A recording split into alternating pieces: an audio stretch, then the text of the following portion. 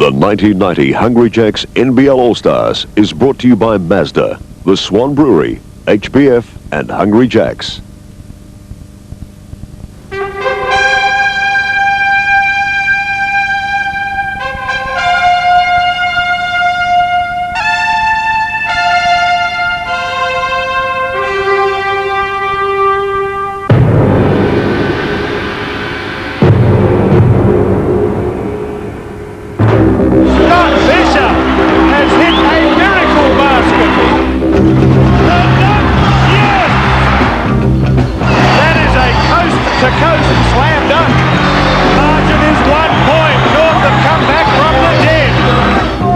Set up for a super finish.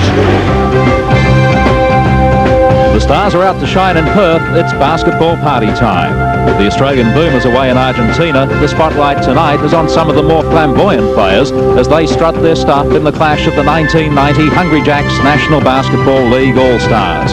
Stand by then for a feast of slammin' and jammin' from some of the best in the business, backed up by the best exponents of the three-point bomb and the spectacular assist. Across Australia on the 7 Network and in regional Western Australia on the Golden West Network, a very, very warm welcome to the Perth Entertainment Centre. The stars are certainly out tonight and out to shine. This is the Hungry Jacks NBL 1990 All-Stars game. There's going to be some slamming and jamming going on. There's a bit of a tradition building behind these All-Star games. The man largely responsible for it is NBL General Manager Bill Palmer. With me tonight, Bill, good to see you back in Perth and great to have the All-Stars in Perth. Yes, it is. It's always lovely to be back in Perth, and it is an honour for Perth to get the All-Star game. First time we've held it outside of Melbourne. Perth was a natural. They have so many things going with the Wildcats. It's a Hollywood game, and this is Hollywood over here in the NBL. So, well, as I said, third annual now. North and South won all. Yes, North and South won all. There's a bit to prove out there, and All-Star games are funny. They aren't as artificial as they look because they're really out there, as we see highlights from last year. A lot of pride at stake, as we saw in the game last year. This will go for done. Yes! Oh, but finishing a winning definitive goal, Fisher. Yes! Well, just some of the highlights, and of course tonight some great players lining up on each side. Bill, let's just talk about the matchup, shall we? Yes, it's interesting. I think that when we look at the South team, they're the bigger team. They're lining up with Shane Heel at point guard. He'll be guarded by Derek Rucker on the other side, so he'll have a big task in that one. Rucker, the leading top scorer in the league. Lockhart, Colbert, Simmons, and Moore will complete the lineup for the South team. And we look at the other way, we see those matchups on the North. McGeechan will pick up Lockhart. McGeechan about to play his 300th game, first player to do so in the NBL. Mark Dalton guarding David Colbert. Andre Moore picking up Simmons, and the big boys in the middle, Utah and Taylor. A lot of meat around the key in this game. Well, there's going to be some slamming and jamming, some awful body work under the basket, I would think. There'll be a lot. What these games do, the offense always has the advantage in these games because it doesn't take that much to get the offense together. Defense suffers a little bit because it takes a little bit more fine-tuning. They've only had one training session, so it'll be a high-scoring game. I'm just wondering how a coach talks defense to blokes like this. Well, we'll find out very shortly. The men in charge of this game, what a job they have, Eddie Crouch and Bill Mildenhall. Eddie Crouch, the first person in the NBL to officiate or participate in 300 games, and Bill Mildenhall has just become the first Australian official to handle a gold medal game in a World Championship at the Women's World Championships in Kuala Lumpur last month. We'll be back with all of the action the other side of this break. Hi, I'm Derek Rucker from the Brisbane Bullets. Tonight I'll be playing on the north side. You can watch me mixing it up with Shane Hill from Geelong after the break.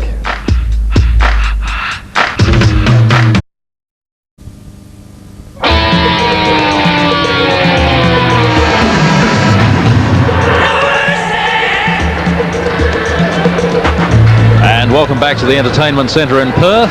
Everything is set. Let's go courtside for the starting fives.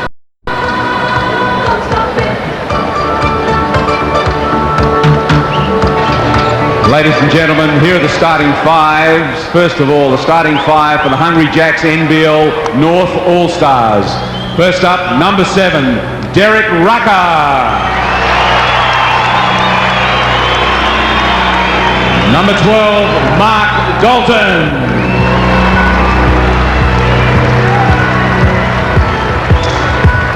Number 15, Herb McGeechan.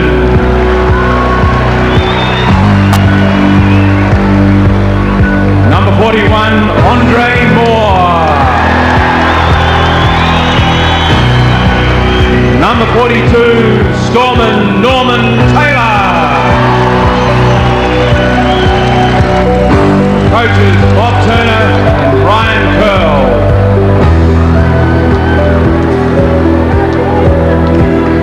And now the starting five for the Hungry Jacks NBL South All-Stars. First up, number 12, Dean Utah.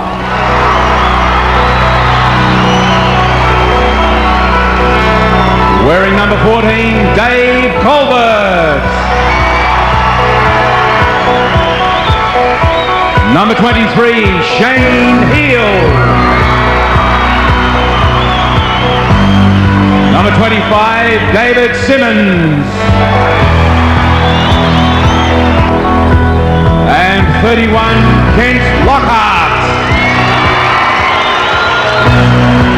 The coaches, Lindsay Gaze and Brian Georgian.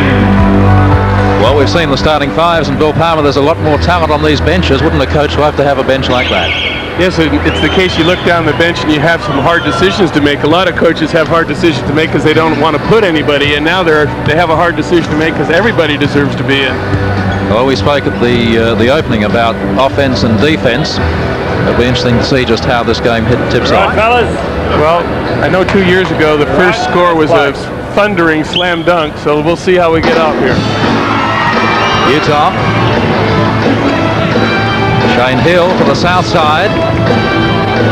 See him during the halftime break in action in the three-point shootout. Here's the snake, Herb McEachin. Stops and props, and there's the first two. Pretty straightforward transition from a mistake. The teams will be a little bit stupefied on offense because they don't know each other's moves, but once they warm up, it'll be pretty spectacular. You mean when they start having fun? Simmons, two at the other end. And the south side certainly the beefier of the two, Bill. What part is that going to play? Depends where the game, what pace the game is played at and where the ball gets to. Here's Utah dribbling up the court. He doesn't do that too often. Simmons, Lockhart behind his back. He was fouled. And foul. Eddie Crouch. Whoa. First foul on the game is on number 12, which is Mark Dalton. And we'll see here, good fast break. Lockhart going under the basket. Dalton protecting the ball, probably didn't need to foul. That was going to be a real hope shot from Lockhart, but instead he goes to the foul shot. Foul in the act of shooting, gets two. Well, this is a lot of fun for the players, but it's ops normal for the referees tonight, isn't it? Well, it's interesting. You think, well, this is an exhibition match. You watch the coaches, how they get up and get right into it right away. McEachin. Rucker. Lockhart matching up on him. Hill comes across to help out. Dalton now. Taylor, probably the heaviest man on the court, makes two. Overload on one side. The South defense concentrated a bit too much on the ball that time. Lockhart with a 17-footer doesn't go. And Moore, boy, snapples that one in. He enjoyed that. Derek Rucker once again. Lockhart again with the defensive matchup. Andre Moore misses, and away comes Hill for the south side. Colbert off the glass, thumped out by Dalton. McEachin to the right of Rucker, goes himself baseline, banks it off the glass. Shane Hill tidies up.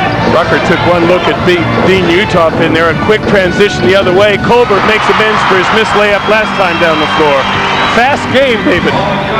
Well, it'll be interesting to see how long the pace is maintained. Well, I don't know that the fast pace won't help the North team. They've got the more running type players.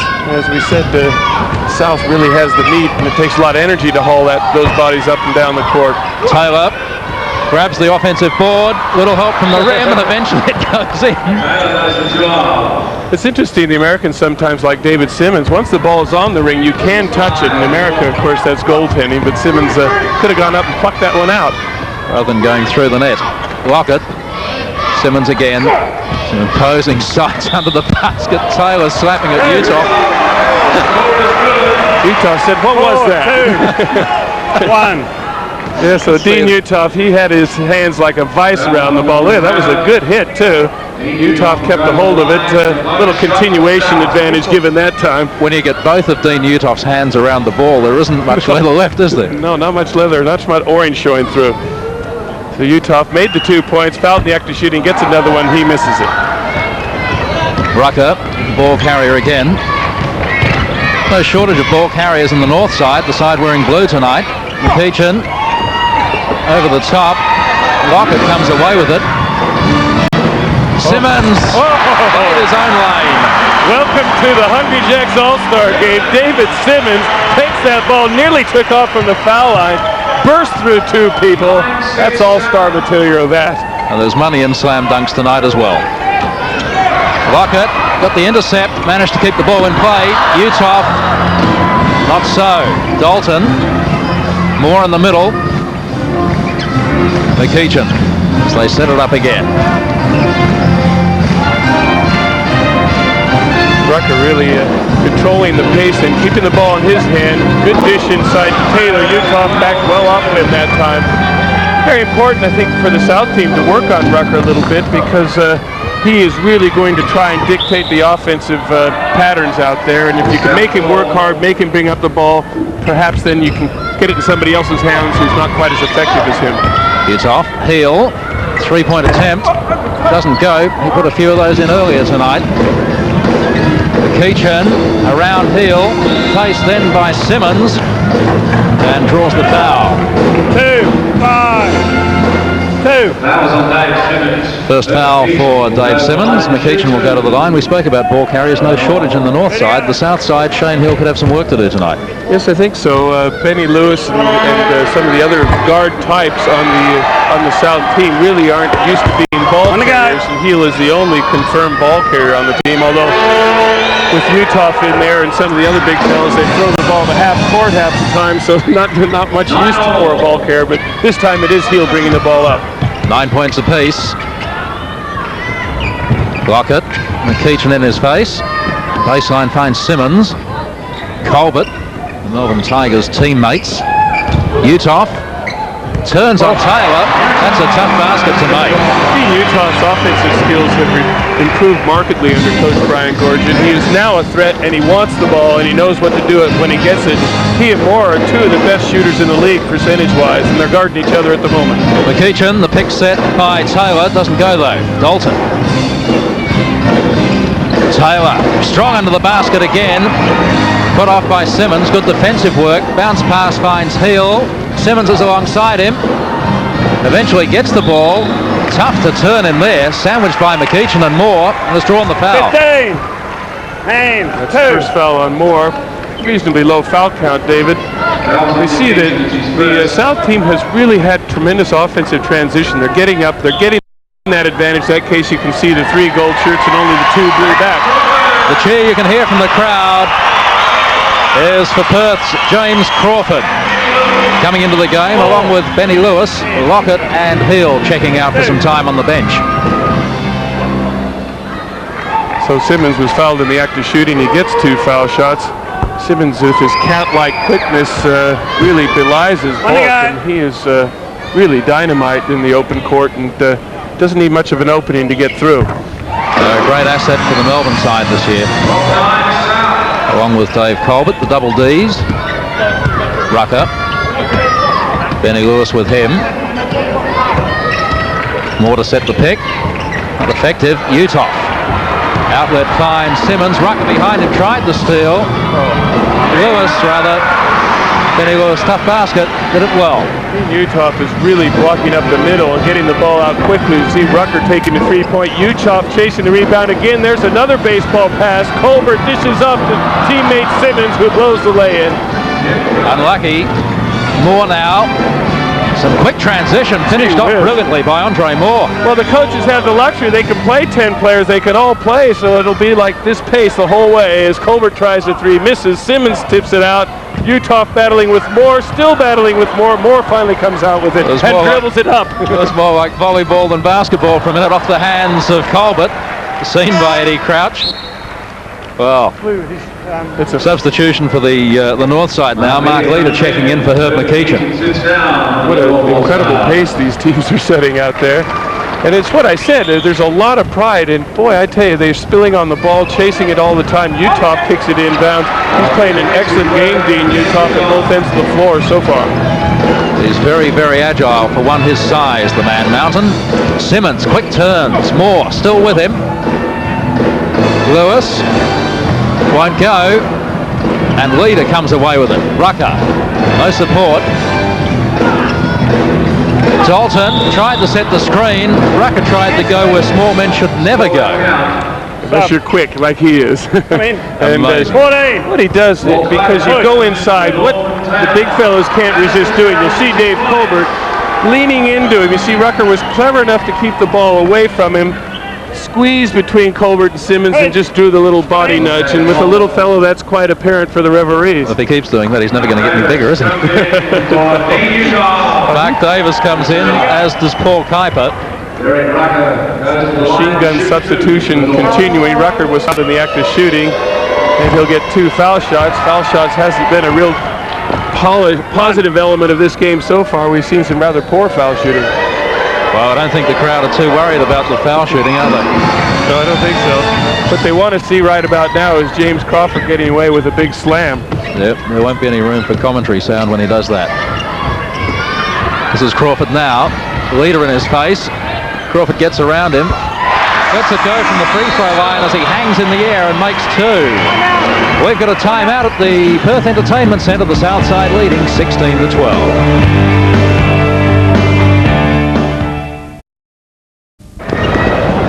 Back out they come from their huddles. The South Side leading by 4, but it's very, very early days yet, Phil. Yes, it is. I think what surprises me so far in the game is how well the South team has been able to get out and run.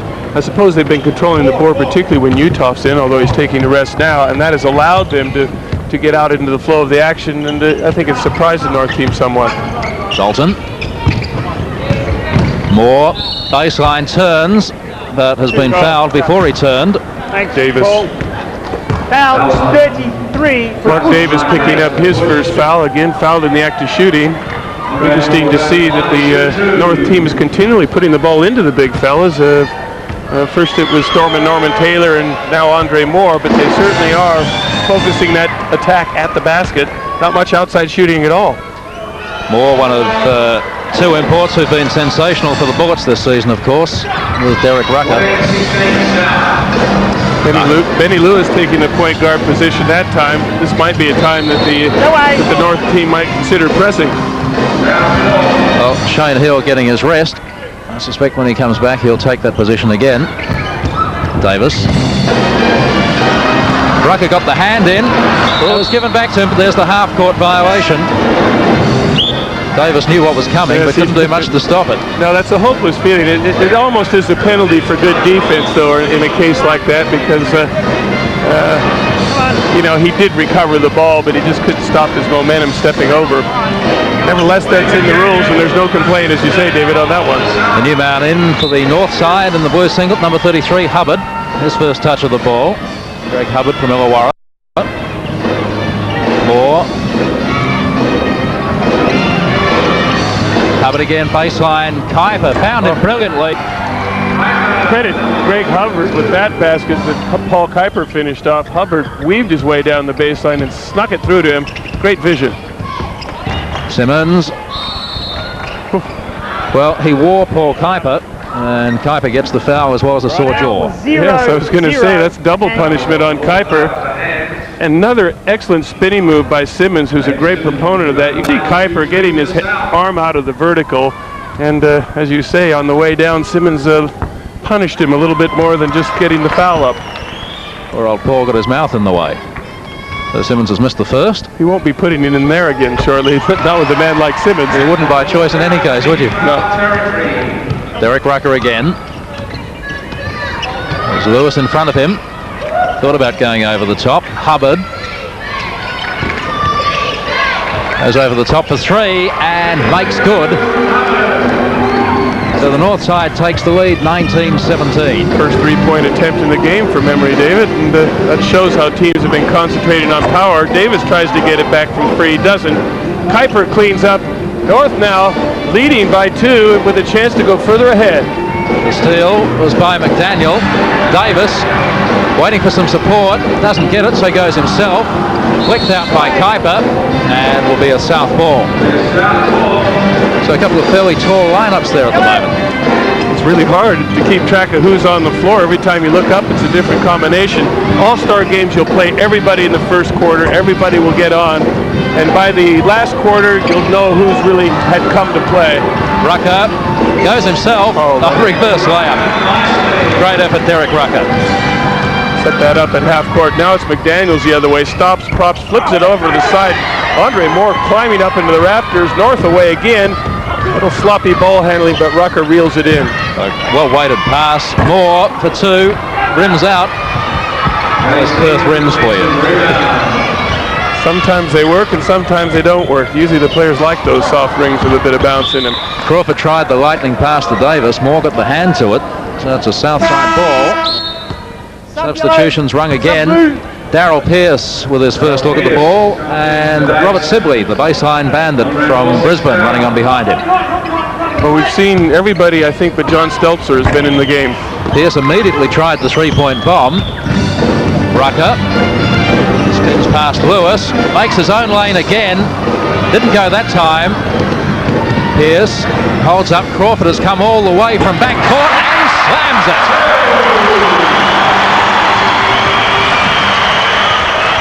Well, there wasn't a great degree of difficulty on it, I guess, by comparison with some of his others, but the crowd loved it. Well, they loved it, but he did a really good job to get by the defense to get open for that. Inside, Sibley just entered the game, gets his first 2 points. Well, this is a cracking pace. 23-19 the score, with the North team leading. Just under 3 minutes to go in the first quarter. Certainly has been action-packed. These games have a tradition of high scoring. No reason why tonight should be any different. Foul called by Eddie Crouch. Mark Davis's second. Three. Just a bit frustrated in there, chasing the rebound from behind, fouled Paul Kuiper. And we'll see the penalty situation not in yet, so they get the ball from the side. Well, Davis has been an all-star fixture since about 1986. Hubbard. Pearce working hard on him, and physically. Hubbard makes the two. So the north side with a mini break now, 25-19. Hubbard 2 for 2 from the field, a three-pointer and a two-pointer. Lockett. And he goes to bank it off the glass and is fouled on the way through. Bill Mildenhall, the referee. Foul was 33 for hand. So third foul for Mark Davis. Actually, I think they called that on 33. They'll make it Greg Hubbard show on the other side. Mark Davis isn't likely to go foul his own man. It is hard, isn't it, when you're so used to seeing these players playing against each other. You stick them all on the same team together. You sort of feel like you're drifting through the twilight zone sometimes. Lockett missed the first. Geez, he'd have memories of this kind of foul shooting a few weeks back when Eastside lost to Perth. Real poor foul shooting in that game. Stelzer, his first touch of the basketball, methinks. Leader. As Taylor inside, that's where it goes. By G, he is strong. He really uses his rear end well to lever himself open. Pierce on the fast break again. There's a mismatch, but he throws the ball away. Cleverly tapped ahead to Hubbard. Goes to the basket. Disdaining James Crawford in his way. Sheltered at the ball and flipped it in. Good use of the body by Hubbard to make that two. 29 plays 20. Crawford. Southside need to do something to contain this break. Crawford can't. Leader grabs the rebound. And Hubbard will carry the ball forward. Pearce comes up to meet him halfway. Leader thinks about it and lets go for three and makes three. Plenty of practice this afternoon. The elimination of the three-point shootout, and Mark Leader had plenty of time to eyeball that one off.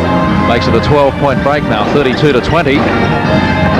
Pearce, double teamed, gets it inside to the free man Davis, who has warned Mark Leader. That'll be a foul on Taylor. Davis perhaps a little bit fortunate to get a charge here. As you can see, good position from Leader. Davis barrels him over, but then as he starts his shooting action, Taylor reaches in, gives him a whack from behind. So Davis at the line, sitting on 2 fouls. Crowd silent for the time being, waiting for another slam dunk perhaps. There'll be more. Mark Davis, his next NBL game will be his 150th. Herb McEachin, playing from the north side, is in the situation where his next NBL game will be his 300th. So 32 plays 21. Stelzer. Actually, the defense isn't bad, Bill. No, they really are playing good defense out there, helping each other out very well. McDaniel leading the race. It's 4-on-2, but McDaniel takes it himself. All the way. Sibley brings it down to 9 points. There's just on 40 seconds left in the first quarter. There will be at least one more play after this. Stelzer, and he turn Lockett. Oh. Yes, he does, and makes two. That wasn't the world's easiest shot either, going up at about a 45-degree angle away from the basket. Lockett in towards the, weaves his way to the basket. He does that as good as anybody in the league, finding that opening. 34 plays 25. One shot, says Greg Hubbard. There's the ball again. 10 seconds left in the quarter. Sibley, will take it from out there. No, he won't. Hubbard, they need to find somebody. 5 seconds. Hubbard lets it go from three-point range. Misses, but Sibley is there to tidy up with two. And so at the end of the first quarter, the north side with an 11-point lead, 36 plays 25.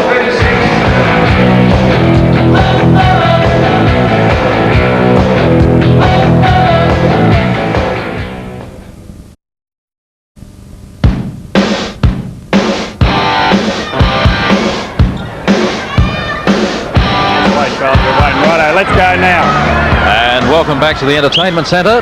The Northside All-Stars with an 11-point lead, 36-25 as we start the second quarter. Bill, some scorers.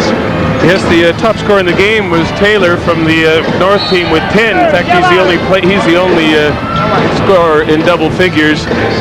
Top scorer for the South team is David Simmons with 6.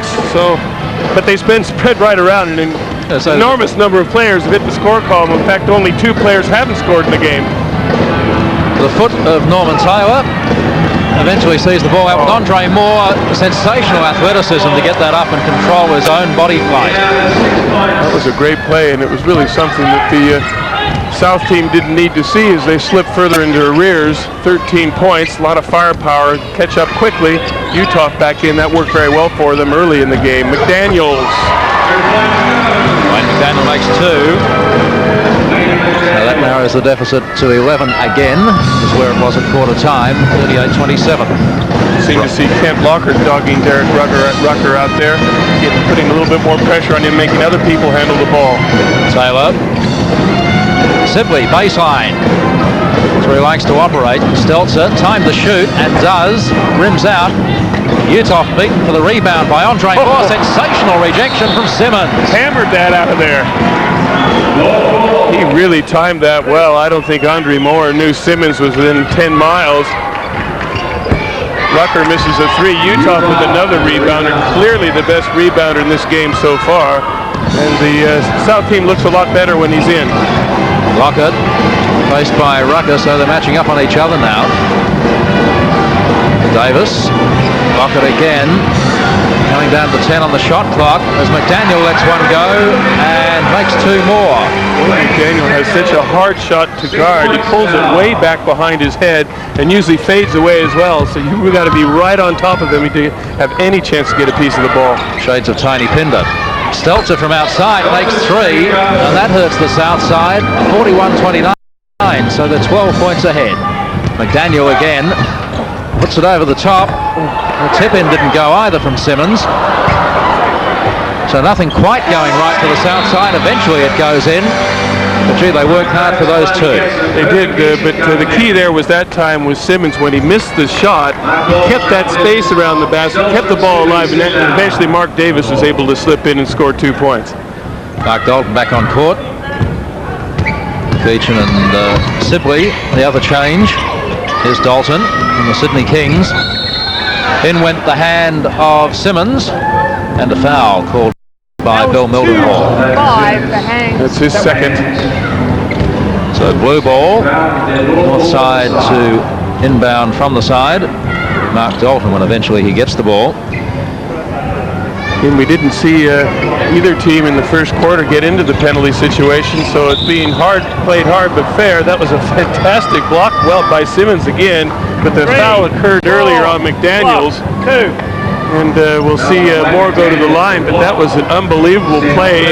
After the foul occurred, Simmons was way up, head around the basket, and rejected the shot. Might even have been goaltending. I don't think the referees were alert to that. Wayne McDaniel wasn't too happy about the foul, but all that is in the past. Once the referee has blown his whistle, there isn't a lot you can do about it most times. Nothing that works anyway. No.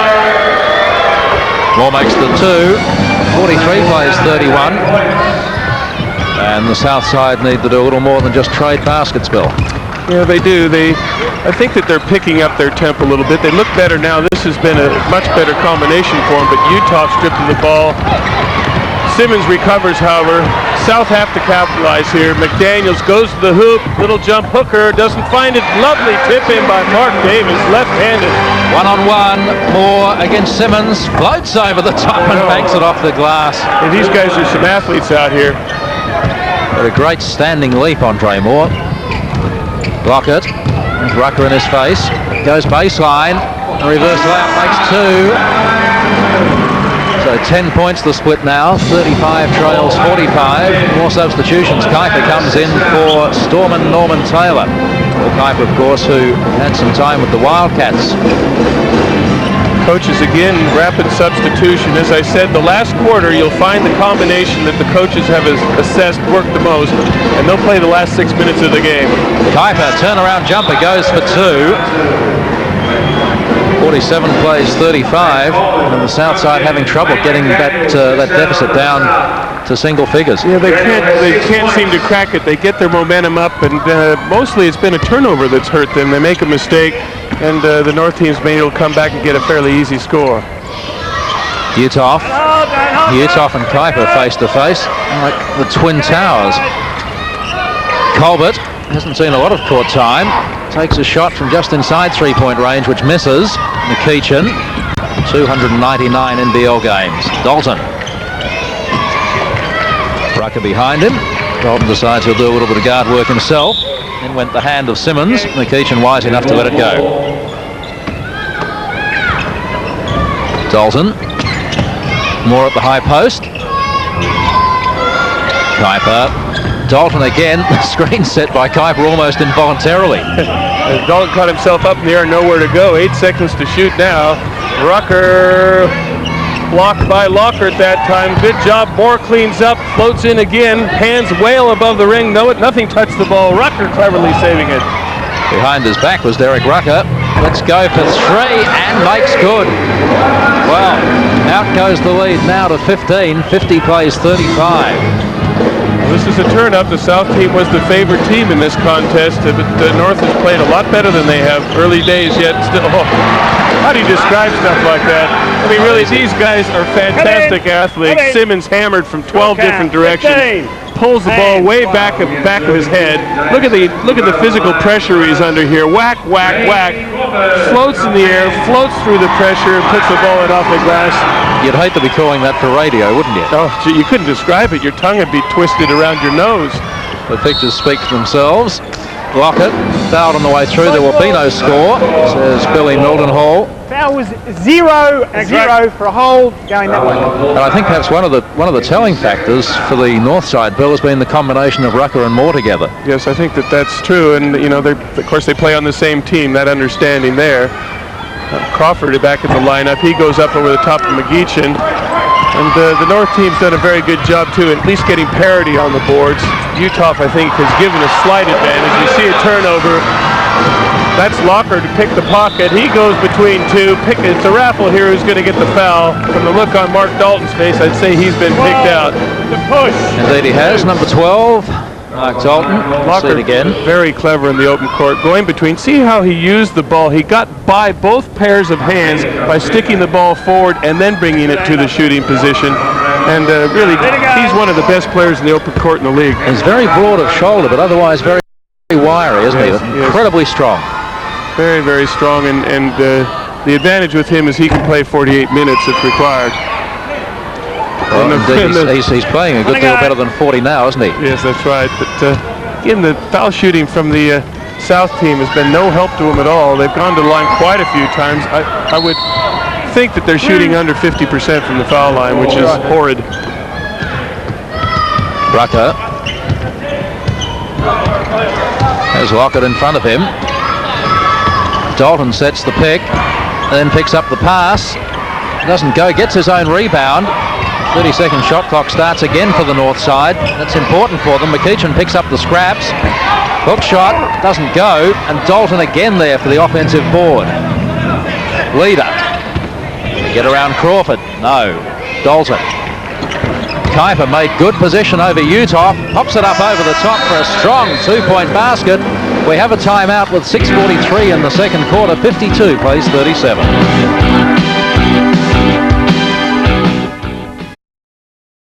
James, but give us some motion. Welcome back. We're just standing around leaving it there. Lindsay Gaze and Brian Gorgon calling for a little more defensive effort from their team. Little seminar session on the sideline. I think that's true. What they were very critical in that timeout, it was the number of second shots that the South team was allowing. Of course, when teams like this shoot around 50%, you let them get a second shot. Well, statistics say that they're going to score then every time down the floor, and the North team's been getting a lot of offensive rebounds.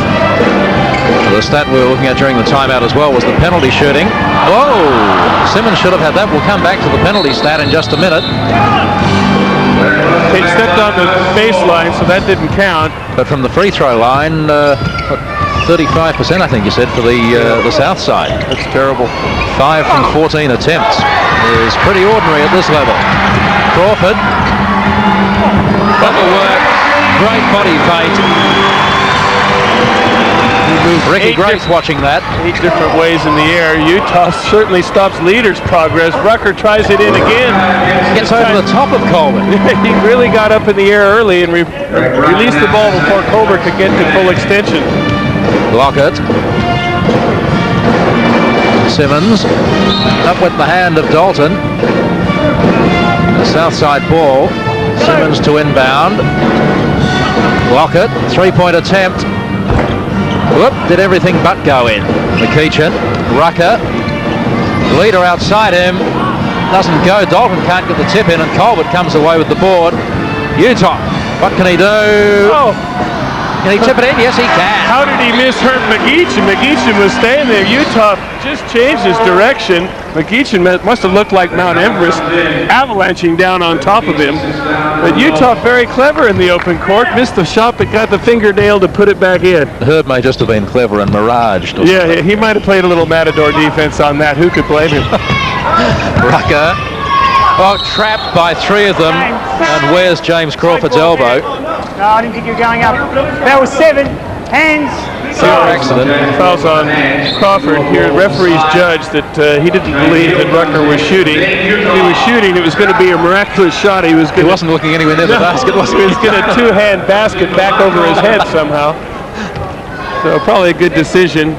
Top scorer in the game still is Taylor. He just came back onto the floor. Wait till I tell you what. Still the only player in double figures, but as I said, an incredible lot of players in the scorebook. Simmons checking out. He's been a very, very useful contributor for the south side. Hubbard, faced by Darrell Pierce. Rucker, Heel in his face. That'll be an interesting contest. We haven't seen much of Heel and Rucker against each other. Hubbard goes up, can't make the two. Taylor grabs it and has it stripped from him. And where's the foul? I think he had some skin stripped from him is what happened from Kent Locker at that time. Tried to strip the ball. We saw that the South team just mixing it up a little bit. They've gone into a zone defense. That is, they're guarding positions on the floor rather than specific players. Just trying to put the North team off a little bit. They're playing with a great deal of confidence in North team. Norman Taylor. 8 points so far. An imposing sight from any angle, but more so from that angle. We get that shot again. A little bit too far there. Somebody stepped in a little early. One to count. You can hear Eddie Kraut saying, well, you stepped in just a little bit too far that time. Still can't make it. Crawford grabs it. Heel. Just under 5 minutes remaining till half time. Oh, how does he get? I mean, that's his brilliance. He gets through there. He shouldn't be allowed to do that. Shades of that basket that won at the south side last year from Scott Fisher. Another foul here. We now see the South teams in the penalty situation. This is a replay of Kuiper going to the hoop, and there's the foul. Second foul for Crawford. He doesn't look overly impressed. Paul Kuiper doesn't seem to mind a lot. Well, as I was saying, this is the first time, though, in the game, David, that we've seen the penalty situation. That was a shooting foul, but that's the 5th team foul. There's some horrendous foul. All the good stuff we're seeing out here, and they're shooting bricks from the foul line. I didn't like to say that. Shane Hill. Pierce did well to keep hold of that. Great pass, finds Colbert. Pump fake, works, off the glass, 2. Colbert bringing up his 4th point. So the South team's top scorers are Lockhart with 8 and Simmons with 8. And we still see Taylor top scorer for the North team with 10. And Andre Moore has 8 and Rucker has 8. Moore coming back into the game as Kuiper takes a break. Rucker trying to run Hill off his feet. Hill gets across to play some D on Hubbard as well. Moore. Rucker with the handoff. Good defensive intensity that time by the South team. They were really closing off scoring avenues. 10-second warning shot on the buzzer. Strong work from Norman Taylor, 57-45. Strong and quick, the way he spun and handled the ball. Heel now to Colbert. Colbert will try and get back on Taylor, leans into him, ball bounces back to him, swatted by Andre Moore, and the North team's away. Hubbard, Rucker outside him, goes to Leader instead on the left-hand side. 3-point basket, the quiet achiever is Mark Leader. Taking 2 shots, hit 2 3-pointers. Oh, Rucker, great steal. Look at that. Jam it. It's impressive to see the little man get up like that. Great to be able to get above the rim like that. Pierce, Crawford, can he turn more? Yes, he can. The pump fake. Off the glass, makes 2.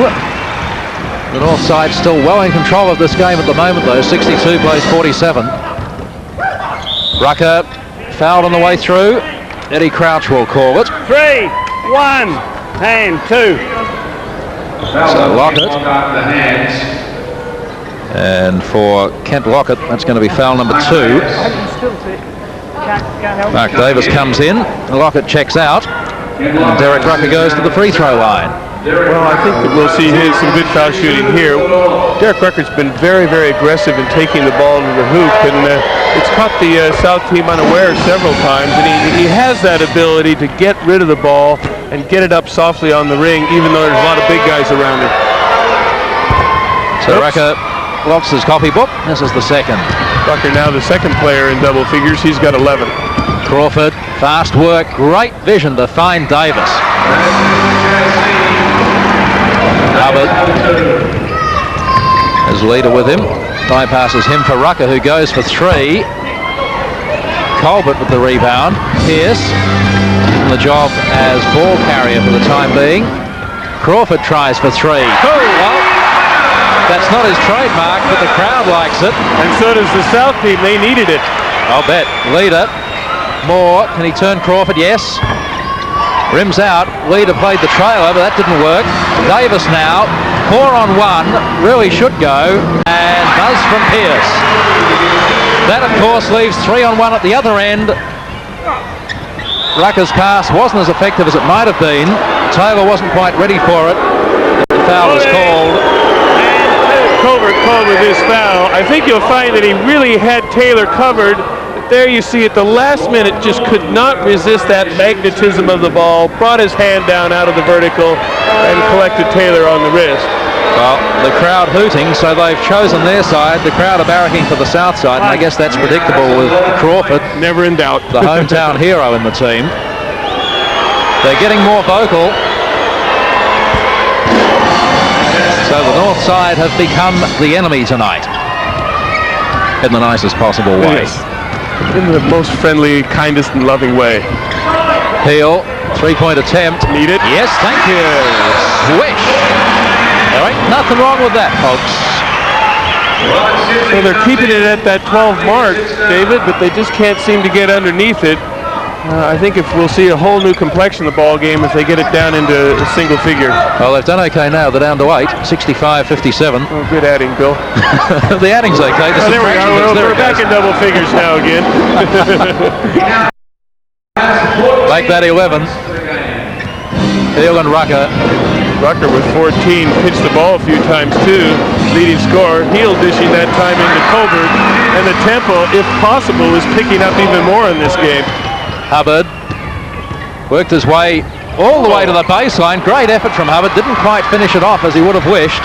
Never seen that move before. I don't think Greg Hubbard had ever done it before. Not exactly the way it was planned, but it worked well. Crawford beaten to it by Taylor, who puts it out over the sideline. Yellow ball, south side, and a crowd like that as well. I thought the referee looked at me. I tried to give him the signal which way it went. Not on that. Nobody wants to inbound? Yes, they do. Crawford will take it. Minute and a half left until half time. Can't shoot when you inbound the ball. Rucker. Hubbard. Didn't waste any time at all, and that goes for 3. So 71 plays 59, and we have that 12-point split again. And that silenced the crowd. Pierce. Colbert. Goes up over the top, and there's been a foul called by Eddie Crouch. Sibley foul. 2. What the South team, their ball movement is not as slick as the North team. It's tending to rest in a player's hands too long, which allows the defense to overplay and get on the ball side and help out. They've got to make some more quick ball moves, particularly from side to side. Dave Colbert goes to the line. More like what we expect from the free throw line. Colbert now with 7. Takes the second. Is 71 plays 61. We have a minute left till half time. Sibley screens for Rucker. Hubbard again lets go early from 3-point range, and again the north side come back with the second opportunity. Sibley banks it off the glass for 2. 12 points to margin, 40 seconds left. Good, that cat-like quickness of Taylor allowed him to get the rebound and dish it off. Inside this time, Davis up over the top strongly, and he puts it in off glass. Davis now with 9 points. Just a 1-second differential between the game clock and the shot clock, so there will be one more play. Hasn't Derek Rucker controlled the tempo well for the North team? He's played the most minutes of anybody out there, and I think he's going to good chance for the MVP, because I think it's been his ball control and his penetration both that have set up this lead for the North team if we were to go on and win. 5 seconds to get the shot away for Rucker. He does that from just inside 3-point range. Pierce has 1 second to shoot. Can't get the shot away, and so at half-time in this Hungry Jacks NBL All-Star game, the North side leads by 10 over South, 73-63.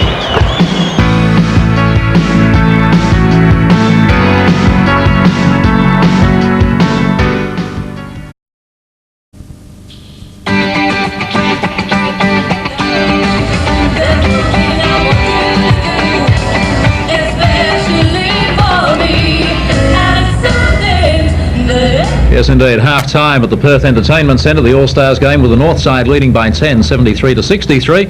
Let's check a page from the Nike NBL notebook, and tonight, fittingly, it's on slam dunks. Another page from the Nike NBL notebook, the slam dunk. Probably the most spectacular and entertaining shot in basketball. The slam dunk is when the player leaps high above the hoop and buries the ball in the basket. Perfected by such diverse talents as the Wildcats' big number 7, the Alabama slammer James Crawford. But at 5'7", Spud Webb shows us all that you don't have to be tall to be the world's greatest slam dunker. Another page from the Nike NBL notebook. Okay, the slam dunk, and I guess we're going to see a few more of them tonight, Bill. I think so. We saw 3 excellent ones in the first half, and I think there's more to come. I tell you, we didn't see too many earlier tonight. Part of the tradition of All-Star games in the United States and the building tradition here is the pizzazz before the game, the 3-point shootout, and the Legends game. We've got some vision from the Legends game. There weren't so many slam dunks in that, were there? No. There were a lot of points, actually. They only played a 20-minute game, and the team that won got 51 points. You see Cal Bruton, who is almost too young to be a legend, really. And David Lindstrom, the Illawarra coach, the Silver Fox, Lindsey Gaze, at 50 years old or so, and he was nearly the top scorer for that team. He still can play. He taught Andrew Gaze, I think, how to shoot those 3-pointers. And these guys still look extremely fit. Most of them are coaches, and they do a lot of scrimmaging with the team. There's little Dennis Kibble, the assistant coach from Newcastle. He had a great time out there. He was known as the Hacker. Great pass from Brisbane. That was the flashiest basket all night. And then from the Legends game, we went to the three-point shootout.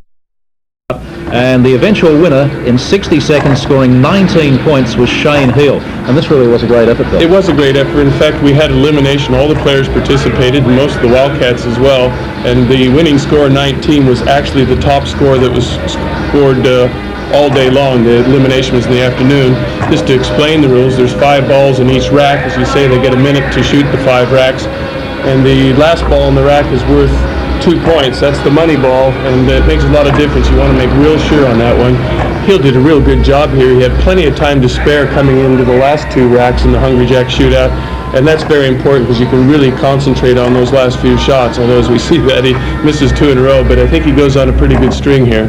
And in fact, he really did look very relaxed, didn't he, all the way through? Yeah, well, he had plenty of time. You can see him coming into that one, knew that he had plenty of time, and that allowed him to really zero in on those last few shots. You see him reel off, hit the last 4 in a row, including the money ball, and he wins the $500 Hungry Jack shootout prize. And if nothing else, that's a fairly nerve-wracking time for him out there, that 60 seconds. It is, and you get tired. You shoot that many balls, and 25 balls from that distance is actually quite tiring as well. I'm sure it would be. I'm not about to find out. We'll take a break, come back with more on the other side of this break.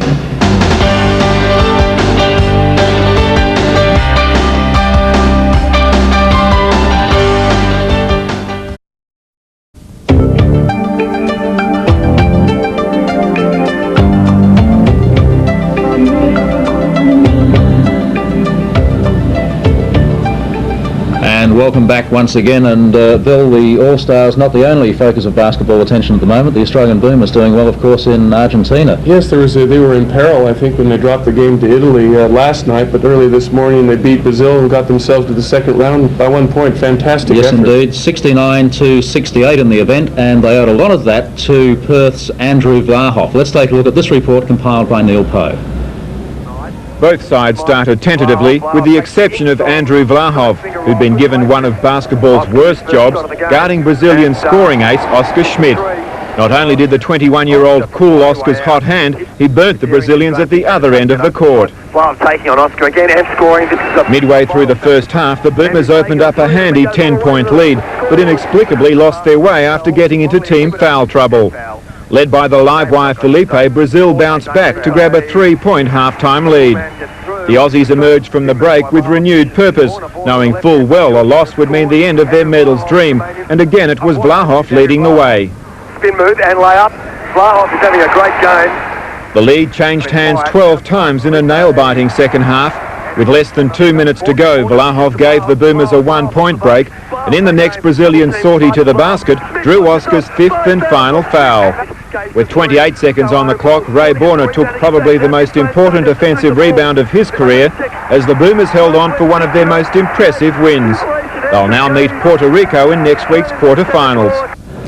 Well, Neil Poe watched that game sitting on the edge of his seat, as did Lindsay Gaze, whose son, of course, was playing with the Boomers. Neil was now talking with Lindsay in the change rooms. Yes, thanks, David. Well, Lindsay, a man with divided attentions, I guess, today. This morning's game against Brazil, a fantastic effort by the Australians. A great effort, and I was commenting to our players here before that Brazil must hate Australia. It's amazing in the last 10 years how often that the game against Brazil, which has been the most important game for us in the tournament, and we've come up with a result like that. And it was very typical of a tremendously courageous effort. I think that the tactics were outstanding, and all of the players needed to be committed to the tactics, because you can be frustrated in playing a slow-down tempo game, but against Brazil, that's the way to go. And those last couple of minutes were gut-wrenching, and just a fantastic result for Australian basketball. How did you see the performance of Andrew Vlahoff? Well, he was clearly the match winner. You know, he had the toughest assignment in being able to contain Oscar Schmidt. He did that with distinction, and not only did he do that, he had a great game offensively as well, got a couple of key rebounders, and psychologically, I think that he had a very clear victory in the game. Now, in the scheme of the championships, there's an important result because Puerto Rico beat Yugoslavia. Now Australia has to play Puerto Rico. Well, that was a major upset, but that was something that we would have preferred. We couldn't have scripted it better. because we go into the next round with a win over Brazil, and if we beat Puerto Rico, we're heading for high figures. We had a good game against Puerto Rico in the Goodwill games. In fact, we beat them comfortably. I'm not too sure how valid that result was, because at the time that we played that game, the game was really not very important. Puerto Rico going within a couple of points in the United States at the Goodwill games, and then beating Yugoslavia in the World Championships, they are two excellent results. So obviously we have a tough battle. Lindsay, thanks very much. Good luck to the South Stars in the second half. Back to you, David. Yes, thanks very much, Neil. Indeed, good luck to the South Stars. They need a bit of luck going into the second half. We'll come back and check out the second half of the action after this break.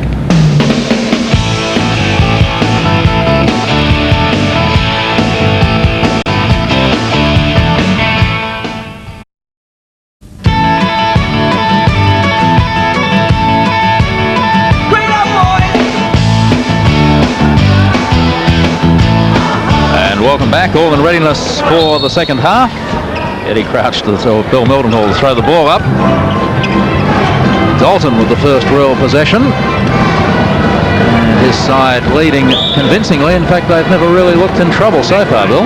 No, they have. The difference is the guards are being very productive for the North team. Rutgers got 14, Hubbard's got 10. The point production is very minimal from the South team. The North team's hurting them from the backcourt and the front court, as we see Norman Taylor collect his 14th point in the game, whereas North has primarily scored most of their points close to the basket, not getting anything from distance. And not much in the turnovers either. 6 for the North side, 8 for the South side. I think perhaps the South side's turnovers have been more costly. I think so. North has been much abler to capitalize on it and get into open court situations. I still will be very interested to see what combinations the coaches think are most effective in the fourth quarter. Taylor, very strong off the boards, kicks it ahead to McGeechan. Plenty of gold shirts back on defense, but McGeechan snakes his way in. Another tremendous block by Simmons, and Utah reels it in. There goes McDaniel. Tried the tomahawk. Boy, he pulled that up a long way out, didn't he? I don't know if he would have made it. I think he's got a nosebleed from the altitude. Have a look. Look at how early he picked up that ball one-handed. There's no doubt about the foul, but I think he took off a little bit earlier than he wanted to. Got a nosebleed from the elbow. McDaniel at the stripe. Makes the first, all net. Well, that'll be encouraging for anybody barracking for the South side. Certainly. Well, the 43% the South team shot from the foul line in the first half, and that's abysmal. But they're 100% this half. So McDaniel takes his score to 8. And his team scored a 65. They still trail by 10 though. McGeechan. Taylor. Oh, Simmons strong. Double teamed by McDaniel and Simmons. That leaves Dalton free. And he tries to play the guard and does. And makes 2. Opened the lane and then used it. Utah. That's goaltending. Oh, a foul was called. Right down the arm. One or the other. I was going to say, you just about take your pick, couldn't you? Yeah, that's right. Eddie Crouch has gone for the foul. You suit yourself Good at home. pass to Utah. McGeechan got a real good run at it. It certainly wasn't goaltend, but it did look on the replay like he got on the back of Utah's hand. So Dean Uthoff at the stripe. 6 points in the game to date. No go. 77 plays 65. Concentration on the face of the big man. So he has 1 from 3 attempts at the free throw line. The South team just picking up a little bit earlier, trying to raise the defensive tempo. As you said, David, it's not enough just to trade baskets. They've got to make turnovers in the North team. Rucker misses that one. Tapped out of bounds by Simmons, so the blue team, which is the North team, will get the ball back.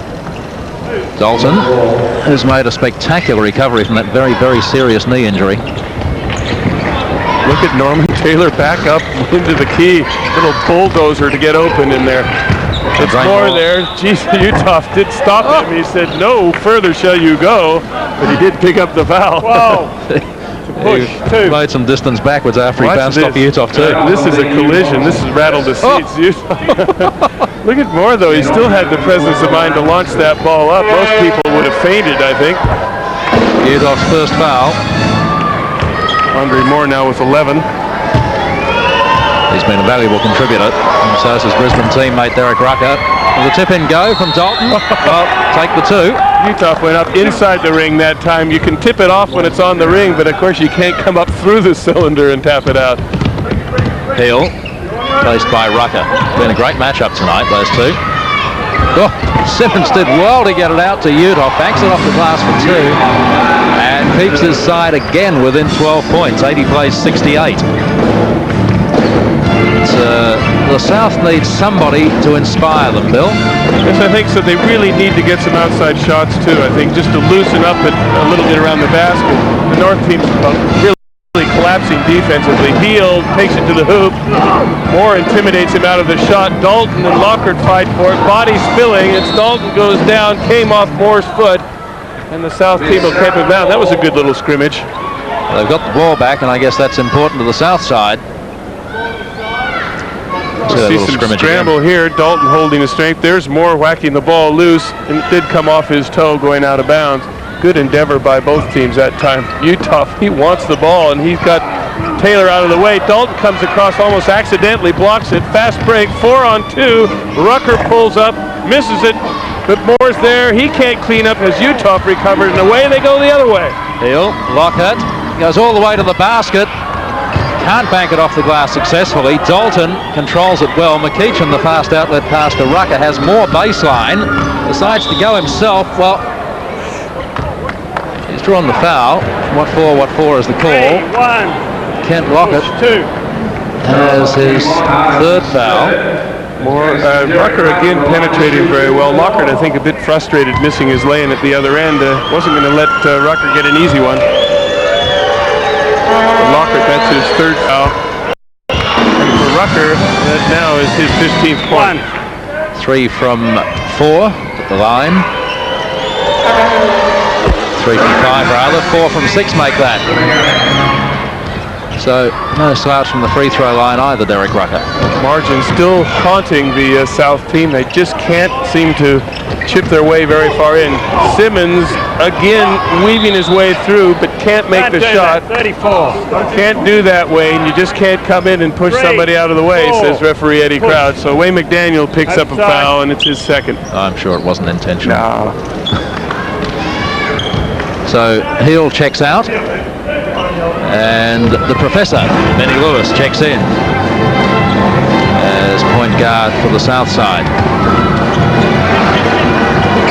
Dalton, in went the hand of Utah, and behind that, in went the hand of Simmons. 5.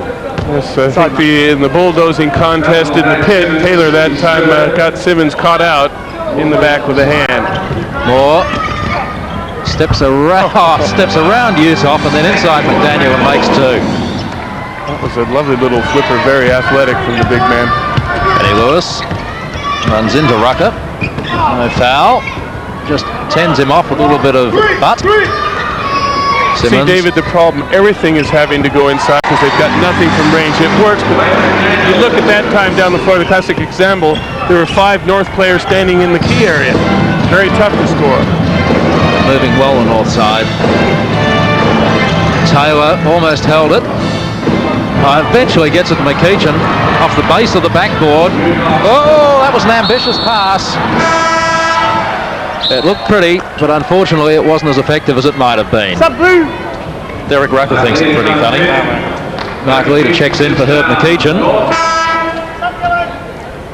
And Southside substitution time as well. Utah out and Mark Davis in.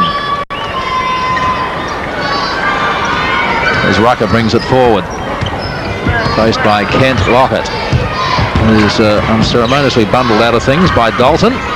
He comes through again. Great basket up over the outstretched hand of Simmons. 2 flippers in a row. Andre Moore and this time Mark Dalton. The key there is to get the ball up out of your hand before the defense can come across and swat it. Lockhart. Well, they could do worse than let go a couple of 3-pointers at the moment. McDaniel has been great from that range all night. Now in double figures, the second South player in double figures. Simmons also has 10. Taylor. Just hands off to Rucker again. And sets the screen. Doesn't work. Rucker was hassled by Simmons, who's fouled. That'll be foul number 4. Yes, he's collecting them now, David Simmons. This is a good double team, actually. Rucker, not many places to go. Foul very clear. And that's a 5th team foul on the South team, so we'll see Derek Rucker going to the line shooting 1 and 1. Dave Simmons checks out as James Crawford comes back in. Hasn't seen perhaps as much court time as the home crowd would like to see him have. I think with Simmons in foul trouble now that Crawford probably have an unimpeded run certainly through the rest of this quarter. 7 minutes and 5 seconds to go before the 3-quarter break. Rucker makes it 5 from 7 at the charity stripe. If he makes that one, which he does, it gives him 75% from the line, and that's pretty acceptable. And 18 points. Still that margin, 14 points at the moment. McDaniel misses that one. Locker can't find it. Strong Taylor kicks it out. 3 on 1. Rucker dishes back to Moore. Well, there's $500 for the best slam dunk tonight. That's going to go close. Rucker again. 3 on 2 this time. Leader. Well, just a little too fancy, but it's a north side ball again off the hands of Kent Lockett. Big margin now, 18 points. So the South team, David, will have to do something more than normal. They'll have to come out, I think, and extend their defense and really pressurize the ball. They've got Darrell Pierce, they've got Benny Lewis in. They need to get some activity from outside of 17 feet. Well, I was going to say with Darrell Pierce there, he's a great streak shooter. So is this man, but not that time. Colbert comes away with the rebound. The Professor, baseline, has it knocked away from him, but retains possession. Bounce pass, well, should have found Crawford. That was a great pass. I think it surprised James Crawford. Didn't believe that Benny Lewis could thread it through there. Mind you, when you're that tall, it's hard to get down that far, isn't it? As you know. Yes, it is. The ankles seem a very distant land. Off the hand of Crawford. So a north side ball, which Mark Leader will inbound the side. Moore making position for him. That's where it goes. Hand off to Rucker again. They work so well together. Look at that again. And again, Moore over the top. That fell short. Up went the hand of Moore. Benny Lewis won't be happy with himself. Rucker has the time to shoot 3. It doesn't go. And this time it's brought away by Pierce. Bounce finds Benny Lewis, who amazingly found Crawford. He found Mark Davis, who's fouled on the way to the slam dunk. Leader with the foul. That was a fairly interesting sequence. 3-0 for hands. We'll see there. That's the end pass. Davis. A lot of the good work happened at half court as we go to a timeout, with the North team leading 90 to South 72. We have a timeout. North leading 90 to 70.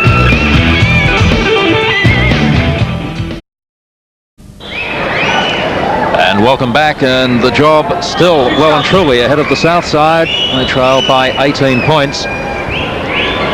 And we're coming back to free throw situation for Mark Davis. Shooting 2. Davis has 9 points so far tonight. 1 from 2 at the line. That makes 2 from 3. And as we were saying before the break, Bill, they need somebody to inspire them again, don't they? Yeah, that's right. And I think that the inspiration, more than anything else, needs to come from the three-point line or some sort of long-range shooting, because it's just as the game goes on, the North team's just packing it tighter and tighter around the basket. Hubbard. Kuiper up high. Has he fouled Crawford? Yes, he has. 1-1. That was 0-0 for over the back. 1-1. We'll see the penalty situation now, that being the 15th foul on the North team. So we'll wander the 94 feet to the other end and shoot a foul shot. James Crawford on the line. 1-1. If he makes the first one, he gets the second one. 1-1. And the way they've been shooting, you wouldn't bet on that first foul shot. Crawford hasn't been to the line tonight.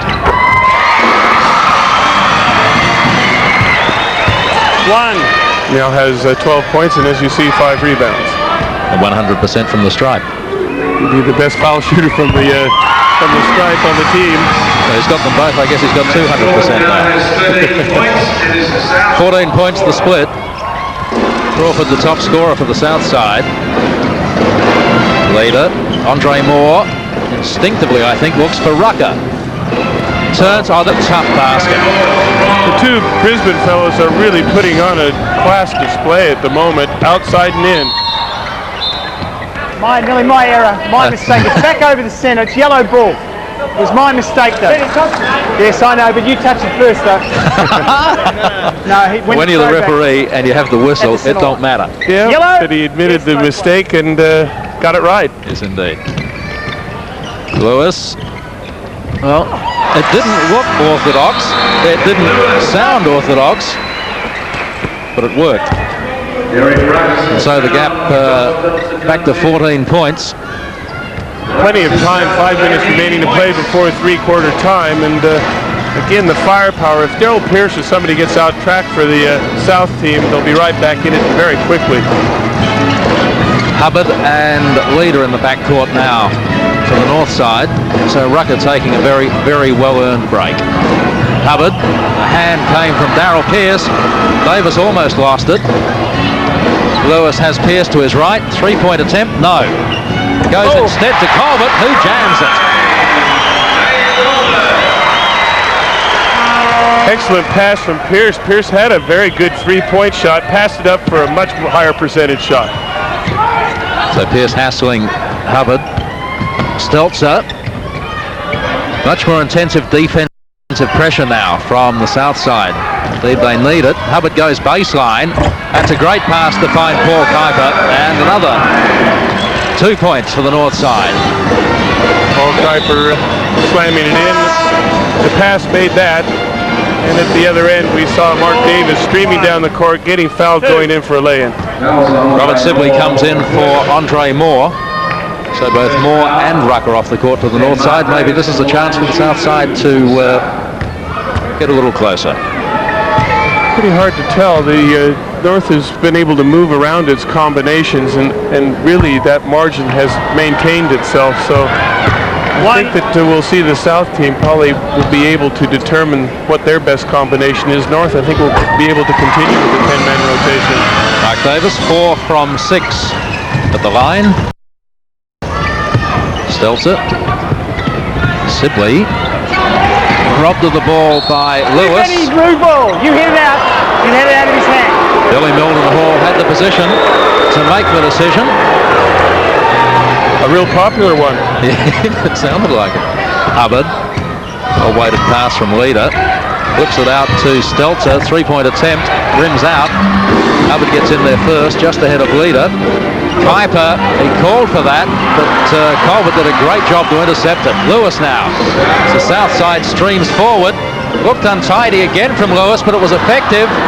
Davis couldn't get the ball in. Hubbard brings it forward. Sibley ahead of him, Leader to his left, and Stelzer. We've seen some spectacular stuff here. Oh, the Benny Lewis has been picked out for the foul there. Both players racing towards the ball. But we've seen some fabulous jams. You can see Kuiper, I guess, marginally had control of the ball, but that was a tough one. That's probably one of those ones that the referee looks the other way and says, what contact? Yeah. I bet Benny Lewis knows what contact. So was an unequal collision of mass, that's for sure. So it's Paul Kuiper, who is shooting 1 and 1. He makes the first, he gets the second. And he is 1 from 2, now 1 from 3 at the line tonight. Lewis, Davis. Still 13 points the difference. Still plenty of time, 3 minutes before the three-quarter time break. Crawford now over the top of Kuiper. Kuiper slow to come at him, and Crawford punishes him. Now 15 points, high score for the South team, James Crawford.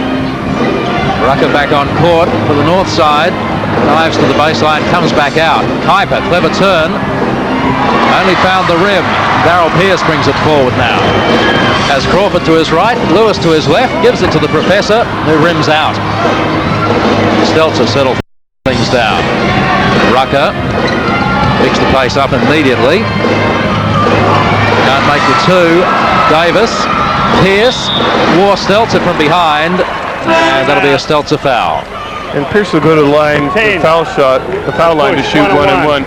I'll tell you a funny thing about a shooter like Darrell Pierce. He really hasn't got on track shooting-wise, hasn't had many three-point opportunities.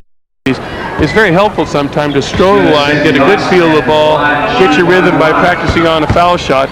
Often you'll find a shooter like Darrell Pierce, who is a pure shooter, gets a chance to go to the line, he'll light up, but of course it's rather demoralizing when you miss that foul shot. Only has 2 points tonight. They've both been from the line.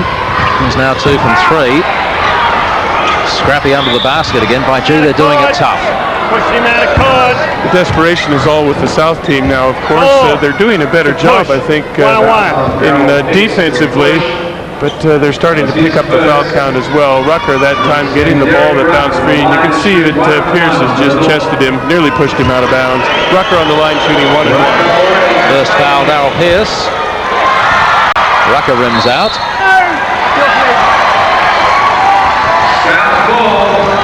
So the South breathe again.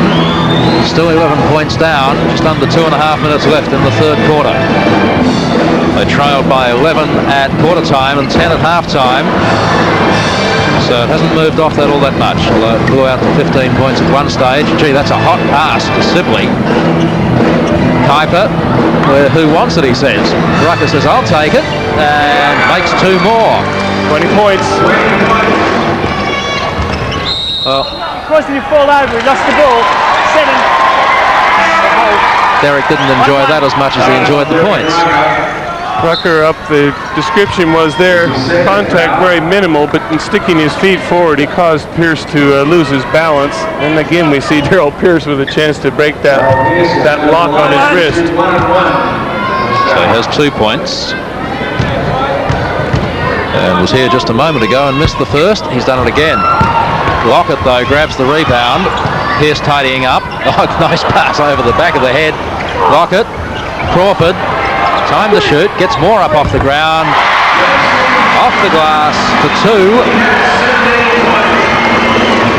Rucker bounce pass to Taylor, goes high up over his opponent, off the glass for 2 more. 16 to Taylor. Colbert, up he goes. Will it go in? No, it won't. Dalton ensures that it goes back out to Taylor.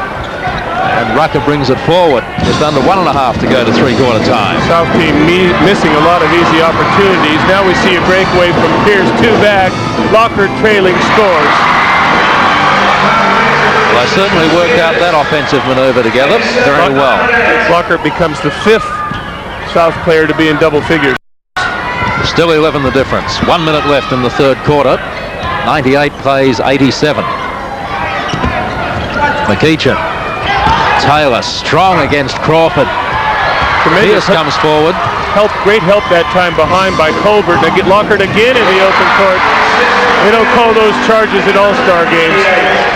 Lindsay Gaze and Brian Gorgon up on their feet. 2 coaches with the more conservative ties on the night. We'll have a look at the others later. Andre Moore, 2 more. There's a bit of a battle between Moore and Rucker as to who's going to be the most dynamic on the night. Ton up then for the north side, 100 plays 89. 20 seconds left till three-quarter time. Crawford couldn't make it work. Andre Moore takes a ride on Mark Davis's back. No easy baskets. They shake hands. It's actually James Crawford very much off balance. I think he had to go further than he expected. Had a hard time zeroing in on that shot, but we saw Davis was in perfect rebound position. So Mark Davis at the stripe. Shot 4 from 6 in his 12 points. And they really need him to make both of these. Whoops. Gee. Foul shooting is just killing them.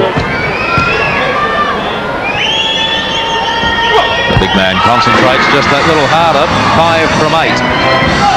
Well, 10 points the difference. They wouldn't be upset about that difference going into the last quarter. It's very gettable. Rucker, about 5 seconds left. Hill will have to throw up a Hail Mary. That's three-quarter time, and we have a 10-point ball game, 100-90, and there's the bright tie of Brian Curl.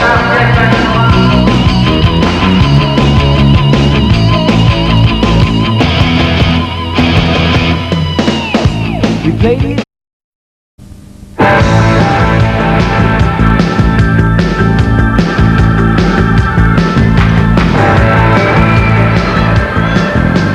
Welcome back. It's money time as we go into the final quarter. Literally. The north side leading by 10, and there is some big money up for grabs tonight, Bill. There's $10,000 to the winners and $5,000 to the losers, so not that they need any help. Lockhart is blocked. That'll be a travel. Lockhart made a great steal, but went up and down like that with a couple players hanging on him. Rucker. Dalton, Moore, McEachin outside him, but Moore says, no, I'll do it. And does. Andre Moore has been extremely efficient. He's now has 20. Rucker has 20. For the two Americans from Brisbane have been very dominant in this game. Simmons can't get it in. Rucker comes forward again. 2-on-2 with support coming. Rucker pulls up. Dalton has Rucker outside again if he wants to use him. Instead goes baseline to Taylor, who made strong position and wore the foul from Utah. Whoa! So the basket will stand and he'll get the bonus. Have a look. Utah just a little bit late getting across, was looking to help out elsewhere. Made a good attempt to make sure that Taylor wasn't going to score, but Taylor had the strength to put it in anyway. Well, if nothing else, he made it extremely tough for Norman Taylor. Yellow got the ball, so we have to give it to you. You missed the call. Well, I have to know. You got the ball. I have to wait and see. We have to wait and see who gets the ball. No. Dave Simmons was in there about 3 days too early. But the referee didn't blow it at first because he's got to see if the shot goes in. Simmons was going in on the first free throw. Well, there he goes again. This looks like a Harlem Globetrotter routine. There we go again. Yeah. It's giving him a good practice. Taylor's not unhappy about that because eventually he's going to score this one.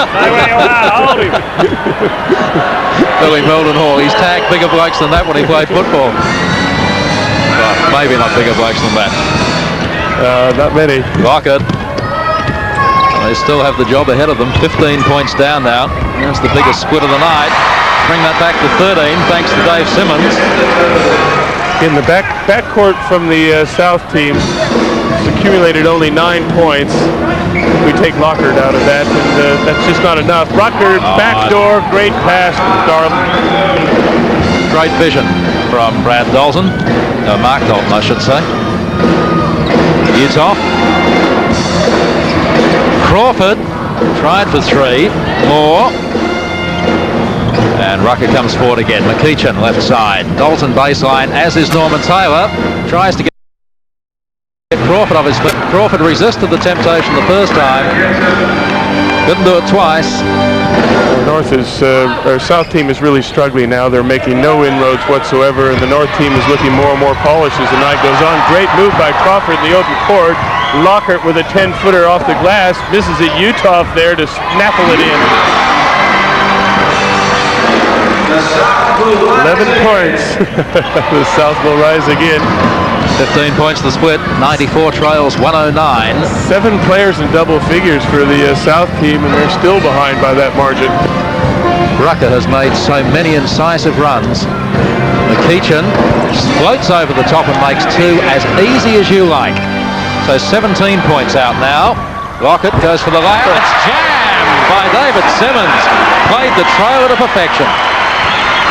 That was a great follow shot as the shot's missed. Look, it picks it up below the ring and guides it back up over the ring and puts it down.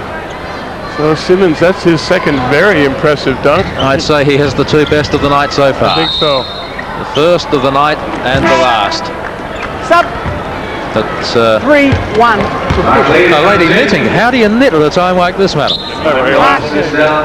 Just looks down when the whistle blows. I guess that's right. Well, Simmons, I guess, our leader in the slam dunk competition at the moment. $500 on the end of that. South team really going for a team of speed at the moment. They're going to have to press up, going for their middle-sized players with the exception of Simmons. And Simmons really has a cat-like quickness, but the difference with the North team, they've now got 3 players scoring 20 points or over.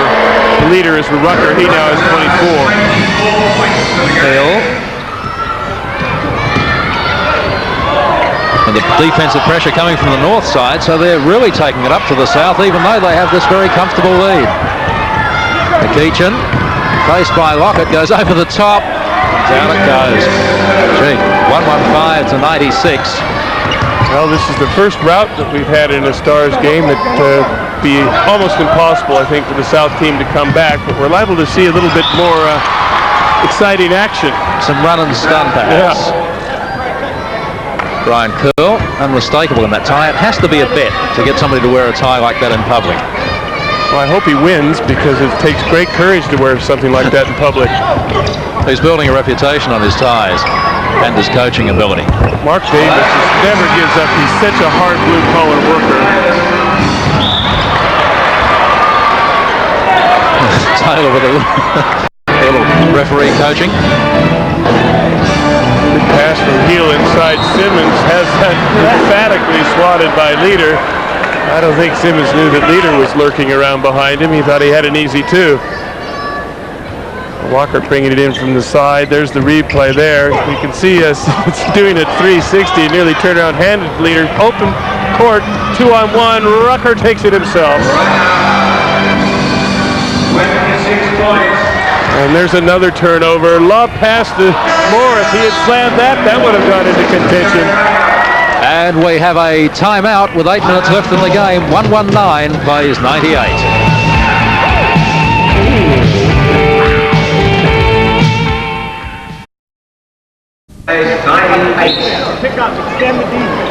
Brian Gourgian and Lindsay Gaze, the coaches of the South Side. Pick up the D. They need to really pick up the D. I heard that coming out of the huddle. And they're losing at the moment by 21. I guess they might as well lose by 41. They need some three-point shooters. There's been one three-point shot from the South team. That was from Shane Heel, and that's been it. Crawford goes up high and makes two. He has 19 for the night. 119 plays 100. Leader makes three, and that extends the lead to 22. I think the smell of cold hard cash is well and truly in the nostrils of the North team now. Lockett, Simmons drives to the basket, dishes off to McDaniel, and it all comes unstuck. Rucker, Moore baseline, Taylor behind him, finds Moore. Crawford is there to take it away. McDaniel outside him, that's where it goes. The options were there underneath the basket. He went himself, and it wouldn't go. It's interesting with some of these players, the starters like Wayne McDaniel, he wouldn't be used to sitting this much, and probably isn't used to coming in off the bench and then having to score immediately. Oh, McEachin, that's why they call him the Snake. Great steal. As Leader outside him. McDaniel in front of him. And Moore wherever he wants to be by the look of it. Leader again. Up he goes. Almost impossible, the basket. But the follow-up was good from Moore. So 124 to 100. With half the final quarter gone, they're enough. Davis sends Crawford back down to the baseline. Lockett. McDaniel. Can't make it go. 7-pounder range tonight, the South Side. Rucker now taking things very, very easy. He's played the most minutes out there, Derek Rucker, and I think that in the voting, he and Moore lead for the MVP in the game. I have no doubt about that. I think it's been Rucker's presence with the ball in his hand, the control that he's displayed, the penetration that probably gives him an edge in Andre Moore in that MVP race. Well, the North Side have also, without any doubt, played the better D tonight. Yes. I think that's probably because they have more versatile players, small and large, and that gives them a different front that they can show, and they match up a little bit better that way. Rucker, another of those incisive runs. 3-on-2, Lockett leads the way, and wears Leader on the way through with the hold. So for Mark Leader, I think that's his second foul. A guy who had a very short stint with the Perth Wildcats back in '85, did a tour to Bangkok and Malaysia. With Jay Bremer as coach. Indeed. Some stories have emerged. that trip. I still have a photograph of Jay Bremmer wearing a skirt on that trip. In the meantime, Andre Moore made a beautiful block on Simmons that time. There's an interested fan. I think he had his money on South. Lockett. Rucker hassling him all the way. Got up high, did Rucker. Lockett got up higher. It's Rucker who comes away with the ball. Moore on his left. Bounce pass is good. Rucker and Moore, Rucker and Moore, Rucker and Moore. And it's really been their show. And haven't they worked together beautifully? 26 points, the difference. Too much to be a split. It is a rout. You see Mark Leader trying to get in the path of James Crawford. Gets there a bit late. Comes in from the side. Pretty clear foul. Third foul, Leader. Second team foul on the North team.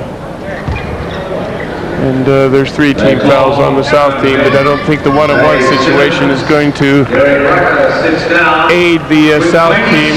They need to get some outside shooters, and Rucker sits down. And 26 points he has. McDaniel. It's been a little quiet. Again, I think it's that unusual role that he's asked to play, not playing 40 minutes out there.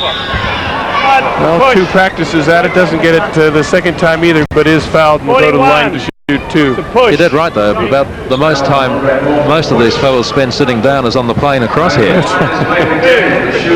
And to suddenly be asked to come off the bench is a very, very different role for the likes of Wayne McDaniel. It certainly just gives you a different look, a different feel. You have plenty of time when you start at the game to work your way into the game.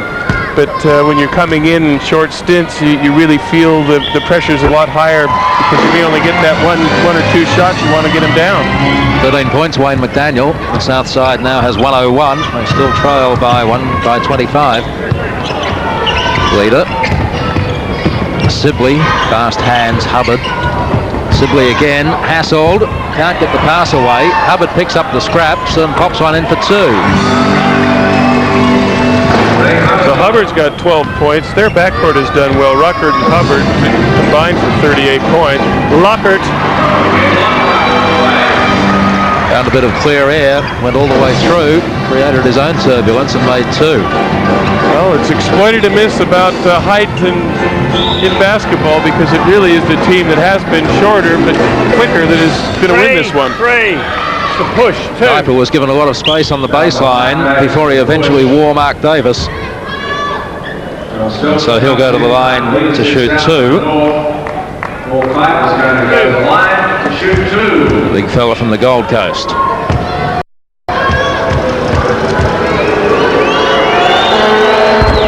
Makes the first.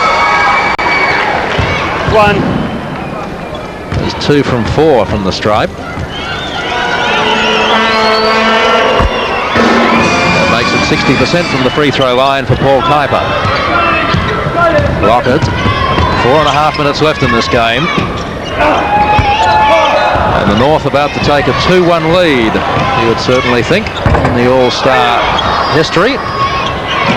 Davis. Well, they're trying some 3-pointers now. That's 3 3-pointers in a row. None of them hit. But it's a day late and $1 short.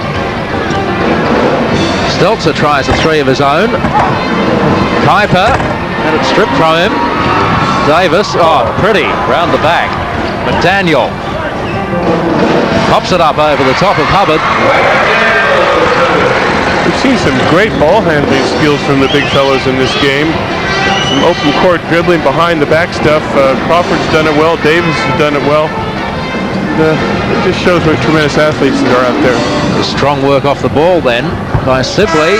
Stelzer pots a 3-pointer. And boy, doesn't that hurt the South side. Tiny Pinder looking on. One wonders whether the South side might have done better with Tiny Pinder out there. Hush my mouth. Maybe they needed some small guys. Crawford drives baseline and jams it. Very close here. He's making it difficult. That was a tough dunk from James Crawford. That's probably one of the toughest we've seen tonight. Well, I have mixed thoughts now. I have to think about this. Hubbard, Sibley combining in the backcourt. Just holding it up. Nice little piece of byplay between the pair. Almost travelled but didn't. Checked his motion. McDaniel has Colbert on his left, decides to go all the way. Won't work off the glass for him. Hubbard comes forward once again, has Kuiper in front of him, Sibley alongside him. Hubbard again. Comes up to Colbert, Dalton, Kuiper at the high post. Hubbard again. Goes all the way. Ambitious pass. Pearce brings it forward. Davis now working on Kuiper, gets to the middle and banks it off the glass. As we say, they're playing this game right out to the final hooter with 2 minutes and 24 seconds remaining to play, though. Still a huge margin of difference, 133-109. Dalton, that's Stelzer working down the baseline. Colbert picks him up. Dalton driving and dishing out. Hubbard back forth. Good ball movement by the North team. They've been better with that all night long, and Stelzer finishes off. Chain of good passes got to the open man. So 135 plays 109. Would not have expected this much of a difference before we came into tonight's game. Wayne McDaniel does his best to reduce the deficit a little. Stelzer brings it forward. We're inside the last 2 minutes now. Kuiper, turnaround jumper for 2, makes it 137-111. 13 points now to Kuiper.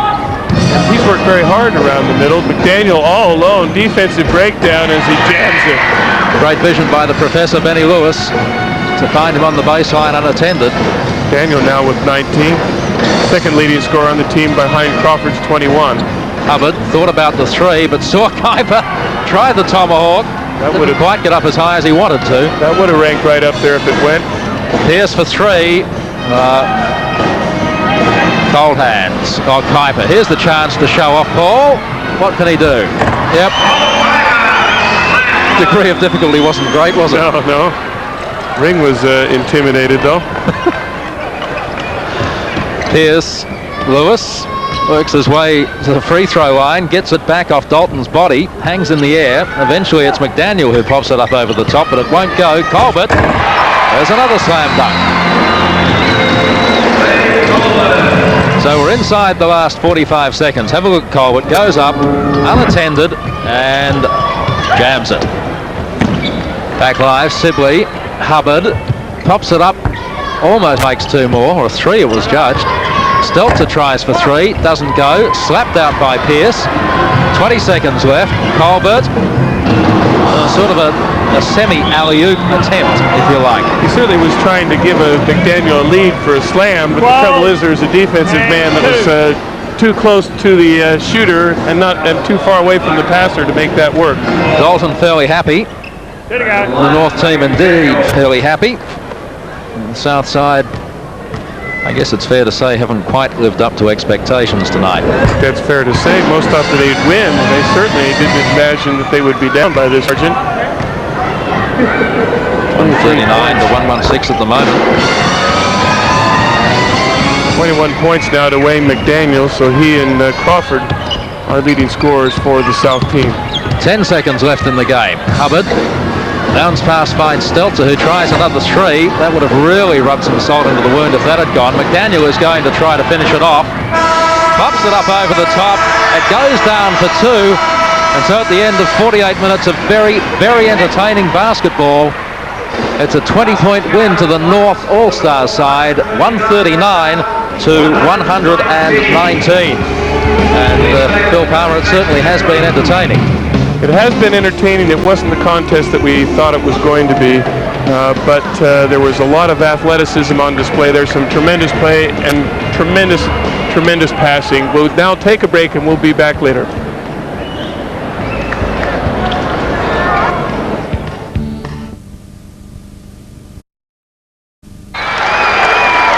Welcome back to the Entertainment Centre. The post-game presentations are being made. We'll get to the awards in just a moment. Let's first, though, have a look at the quarter-by-quarter scores and recap this game. The North side led all the way through. They led by 11 points at quarter time, by 10 at half-time and at three-quarter time, and a whopping 20-point lead at the end of the game. Bill, not much doubt about which was the better side. No, they were, as you say, all game long, and they did it because they had a strong inside game and a very effective outside game. And I think that was the difference. There was no outside game from the South team. We look at the top scorers in there. Andre Moore, top scorer. He and Derek Rucker had a very good battle, I think, for the MVP. Probably Rucker a little bit better because he simply controlled the tempo of the game more. Great understanding between them, though. They worked very well together. Rucker also had good penetration to the basket as well as getting 26 points. Top scorer for the other team was Wayne McDaniel with 23. Okay, and comparative stats. I guess there wasn't anything terrific to look at from the free throw line tonight, but there really wasn't a lot between the sides at halftime. When you get to the end of the game, there still isn't a lot between them, is there? There's not a lot, but you do look, there's a marginal advantage as far as shooting percentage for the North team. What this doesn't show is how many times they took advantage of the turnovers, the 20 turnovers that the South team made. And of course the assists there are a little bit higher for the North team too. They got in the fast break lanes better. Okay, well, we had to make the decision on the most valuable player. As you said, it was a toss-up between Derek Rucker and Andre Moore, and you've given it to Derek Rucker, I think, just for his control of the ball. Everything he did was spectacular, wasn't it, tonight? I mean, he was the incisive runs that we talked about like this. I mean, he just did everything right. And he had a hassle of assists like that one to Moore. I just think that he had a better control of the game, although Moore could count himself somewhat stiff and not getting the award as well. So Derek Rucker takes off the MVP. The other one that you had to pick, Bill, was the winner of the slam dunk. I'm not sure exactly how many we had tonight, but we had about 10. 9 or 10? Yes, we had 10, but that David Simmons one really appealed to me. Under a lot of pressure, under a lot of traffic, that was a great one from Crawford as well. Even Derek Rucker got into the act as we spilled through the evening. More spectacular, degree of difficulty, great, but not that much opposition. Colbert, again, a little bit of opposition. Well, this one from Simmons brought it up from underneath the rim. Two great ones from Simmons on that follow shot. But this the one you went for? I went for this one with James Crawford working off the dribble around defense and a powerful slam. So James Crawford it is who wins the battle of the slam dunks, and all in all, despite the 20-point blowout at the end, Bill, a successful game. Very successful. I think the Perth crowd were most appreciative of it. They're very excited, and we're looking forward to where the contest will be next year. Any hints? I don't know. Honestly, you don't know, but we can assume it's now going to go around Australia for a while. That's the purpose. It's a national competition. It's one of the jewels in the crowd, and we'd like the whole country the opportunity to see it live. Okay, well, thanks very much for your company tonight. Carl Bruton shakes hands with some of the coaches in tonight's game, and NBL Chairman Mal Speed in the background there. It's been a great night at the Entertainment Centre. Once again, thanks very much for joining us. On behalf of Bill Palmer, this is David Christensen. A very good evening to you all.